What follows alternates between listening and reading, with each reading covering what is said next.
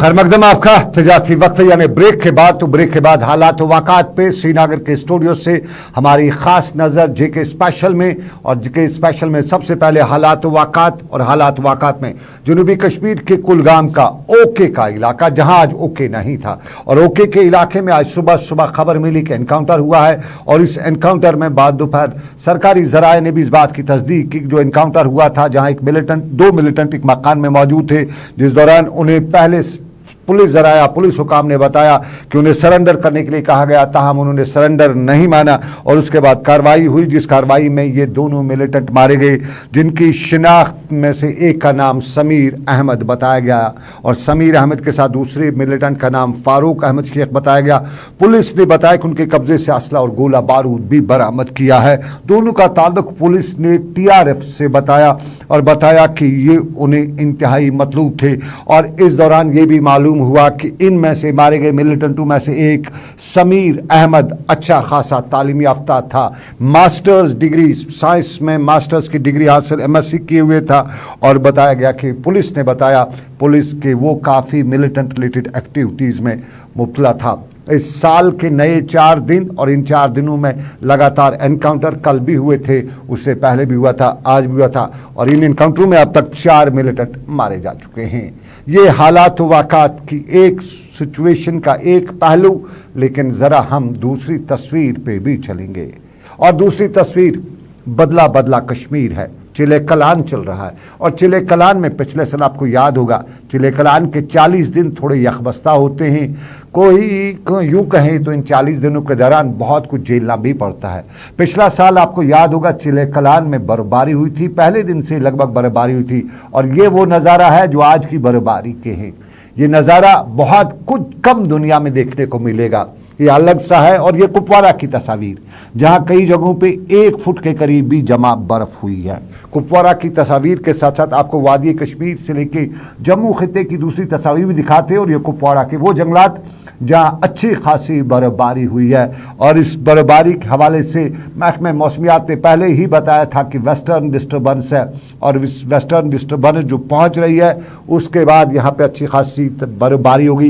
ये ऊपरी इलाके गुलमर्ग के, ये वादी लोलाब के, ये सोनमर्ग के, ये पहलगाम के, ये वो नज़ारे हैं जहाँ बहुत खूबसूरत आज कश्मीर लग रहा है। ये शायद दुनिया के कुछ हिस्सों में ये नज़ारा देखने को मिलेगा, अलग सा नज़ारा, सफ़ेद ही सफ़ेद, हर तरफ छत हो मकान की, या मकान का आंगन हो, सहन हो, दीवार हो, हर जगह पे सफ़ेद ही सफ़ेद। और इस सफ़ेदी का एक अपना ही मुनफरद अंदाज़ है, बहुत कम खुश नसीबों को ये नसीब होता है। और इस सफ़ेदी की कुछ अपनी ही इफादियत है। हमारे माहिरीन कहते कि बर्फ़ पड़ने से हमारे यहाँ पानी के ज़ख़ीरे बढ़ते जा रहे हैं, और पानी के इन ज़ख़ीरों की हमें ज़रूरत होती है। हमारे ग्लेशियर जो पिघले होते हैं, उन पिघले हुए ग्लेशियरों के लिए पानी के ज़ख़ीरे बहुत ज़रूरी हैं, क्योंकि हमारे इन्वायरमेंट, हमारे माहौलियात के लिए इस बर्फ़ की बहुत ज़्यादा ज़रूरत है। आम लोगों से भी हमने बात की, टंगडार की तस्वीर भी आपको दिखाते हैं। टंगडार कुपवाड़ा से करीबन 40 किलोमीटर दूर, और अक्सर टंगडार के लोग टनल की मांग करते रहते हैं, लेकिन टंगडार की टनल अभी हो नहीं सकी है। फिर भी हमारे नुमाइंदे टंगडार में मौजूद हैं, और उनकी भेजी हुई तस्वीर भी आपको दिखाते हैं। लाइन ऑफ कंट्रोल का इलाका है टंगडार, साथ में मत्सिल का इलाका पड़ता है। वादी लोलाब के ऊपरी इलाकों में भी बर्फ़ है, मत्सिल में भी कभी कभी 8 से 10 फुट बर्फ़ पड़ती है। सोनमर्ग की तस्वीर भी आपको दिखाएंगे, और हम आपको दिखाएंगे गुलमर्ग और पहलगाम की तस्वीर भी। लेकिन सबसे पहले आपको बताएं कि आम कश्मीरी इस बर्फबारी से कितना खुश, कितना मुतमईन था।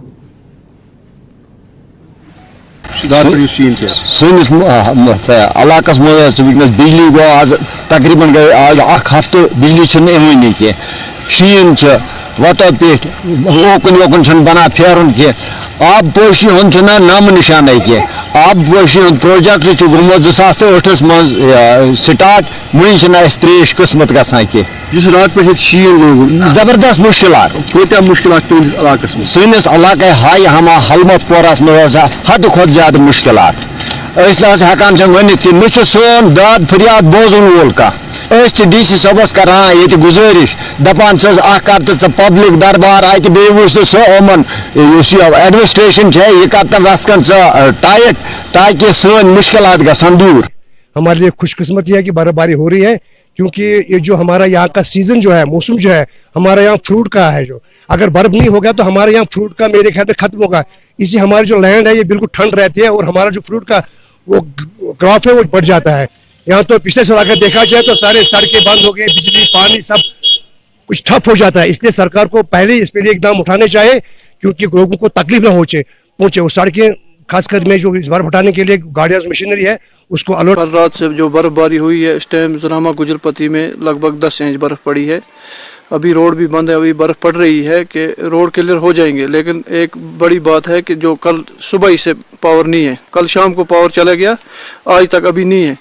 मैं एक PRI हूँ, मुझे लोगों के फ़ोन आते हैं कि लाइट की क्या प्रॉब्लम है। मैं डीसी साहब से गुजारिश करता हूँ कि अगर बर्फबारी ठीक है, ठंड में थोड़ी कमी भी होगी, बर्फबारी भी अच्छी है, लेकिन कल से बिजली बिल्कुल गायब है, ना पानी है ना मतलब गर्म पानी भी नहीं है, कुछ भी नहीं है, बिल्कुल कल से परेशान है लोग बिजली की वजह से। मैं चाहती हूँ डिस्ट्रिक्ट कुपवाड़ा की तरफ से जिला इंतजाम से मैं यही गुजारिश करना चाहती हूँ, पावर डिपार्टमेंट को चाहिए।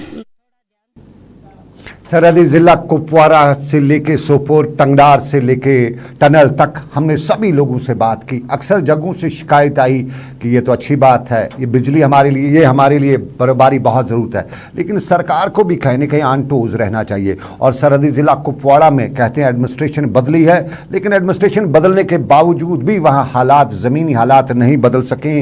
बिजली के हवाले से हर जगह से शिकायतें आई हमें। और सरहदी जिला कुपवाड़ा में आपने पहली बाइट में ही सुना कि कहता है पानी भी नहीं है। हाय हामा की जिक्र किया, हाय हामा के हवाले से आपको बताते चले, पहाड़ी इलाका है, खानों की बस्ती है, यहाँ खान बस्ती है, और खानों और पठानों के इस इलाके में भी पानी से लेके बिजली तक की काफ़ी किल्लत है। और बाकी इलाकों में टंगडार हो कुपवाड़ा का, या शोपियाँ हो, गुलमर्ग हो, या दूसरे जितने भी पहाड़ी इलाके, हर जगह से आबादी ने शिकायत की कि बिजली की परेशानी है, पानी का मामला है। लेकिन आपको नाजरीन हम बताते चले, इस बर्फबारी से लुत्फ़अंदोज़ होने के लिए बहुत से लोग कश्मीर वारिद भी होते हैं, सयाहते, और कश्मीर से भी अच्छी खासी तादाद में लोग बाहर जाते हैं वो इस बर्फबारी से बचने के लिए, क्योंकि आदत है कश्मीरी को, वो गर्म रहना चाहता है इस बर्फबारी में। तो आज पर श्रीनगर के हवाई अड्डे की हालत-ए-ज़ार भी कुछ ऐसी थी। श्रीनगर के हवाई अड्डे पर लोगों के एक बड़ा अज़दाम भी था, क्योंकि आज लगभग सभी फ्लाइट सुबह पहले बताया गया डिले हुई है, उसके बाद बताया गया कि ये रास्ता जो है बंद हो चुका है, हवाई सफ़र आज नहीं हो सका, सभी लगभग फ़्लाइट्स कैंसिल हुई।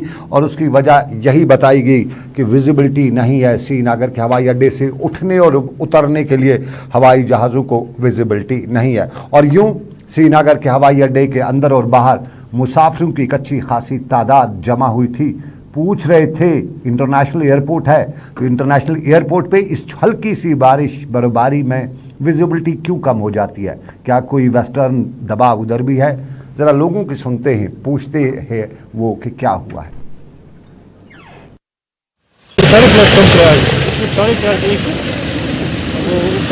कितने बजे आप आए हैं और अभी आप वापस जा रहे हैं? कितने बजे तक आपको ठहरना पड़ा अंदर? 2-4 घंटे ठहरना पड़ा। तो कितने पैसेंजर्स अभी अंदर हैं? तो बहुत सारे, बहुत तो क्या बता रहे हैं, स्टेटस क्या है? तो रीशेड्यूलिंग के लिए हवाले से कुछ कहा आपको कल का?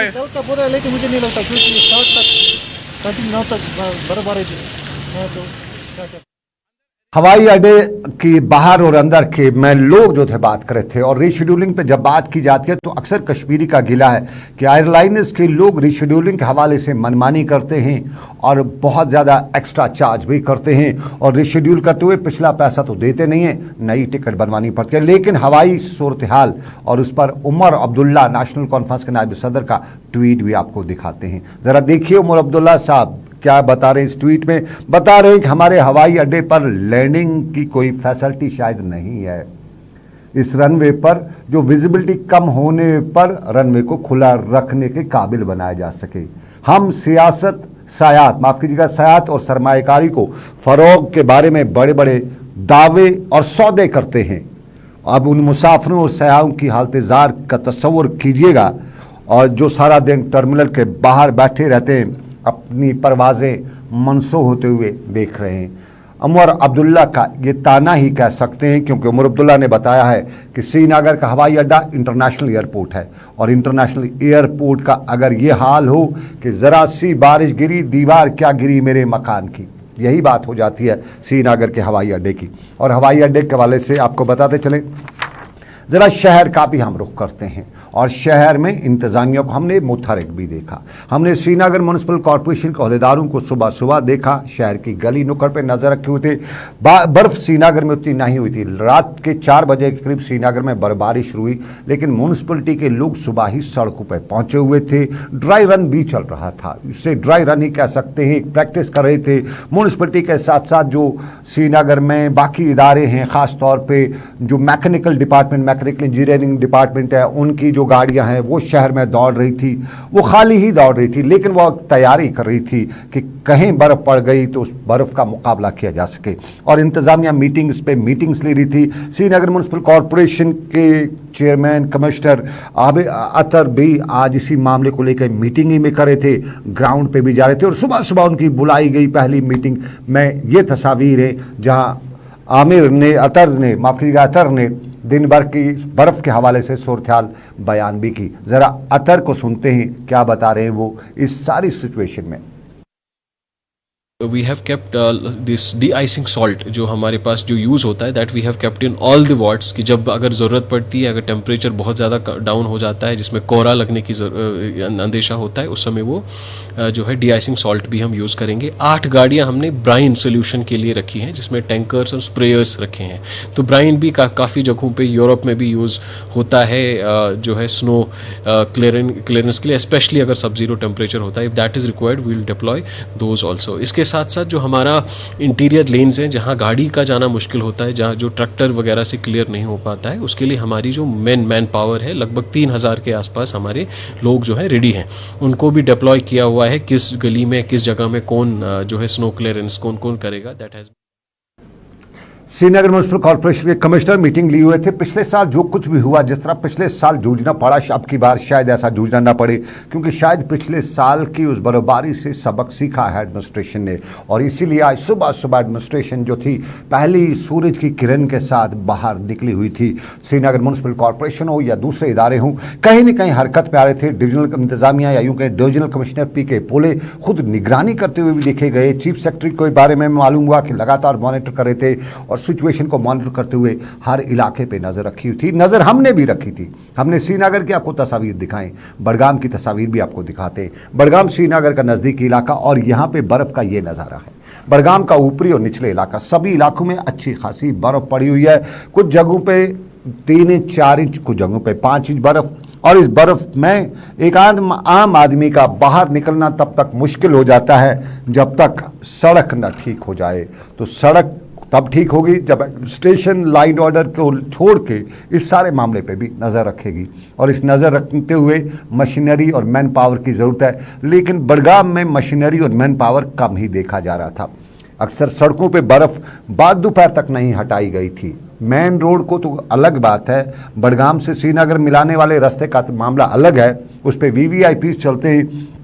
लेकिन उन सड़कों पे जहां आम आदमी चलता है, वहां पे इंतज़ामिया बडगाम की हमारे नुमाइंदे के मुताबिक आज खामोश दिखाई दे रही थी। इस बडगाम का हाल ज़रा वादी कश्मीर के दूसरे इलाकों का हाल भी दिखाते। सोपोर के बारे में आप जानते हैं, चलिए तस्वीर सोपोर की है।